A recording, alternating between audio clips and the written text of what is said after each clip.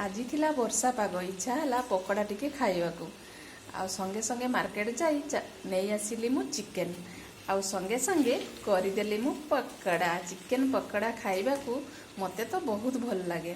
ଆପଣମାନଙ୍କୁ କେମିତି ଲାଗେ ନିଶ୍ଚୟ କମେଣ୍ଟରେ କହିବେ। ଦେଖନ୍ତୁ ଏଇଠି ଛାଣିକି ରଖିଛି ମୁଁ ପକୋଡ଼ା ଆଉ ଟମାଟୋ ସସ୍ ଆଉ ଚିଲି ସସ୍। ଏବେ ଖାଇବାକୁ ଦେବି ମୁଁ ମାମାକୁ ଟିକେ।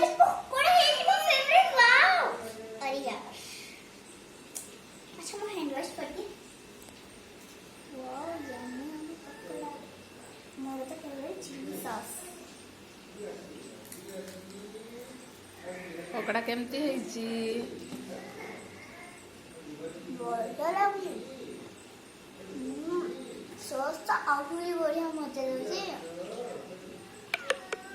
ଆପଣ ବି ଖାଆନ୍ତୁ। ଆଜି ତ ମୋର ମଜା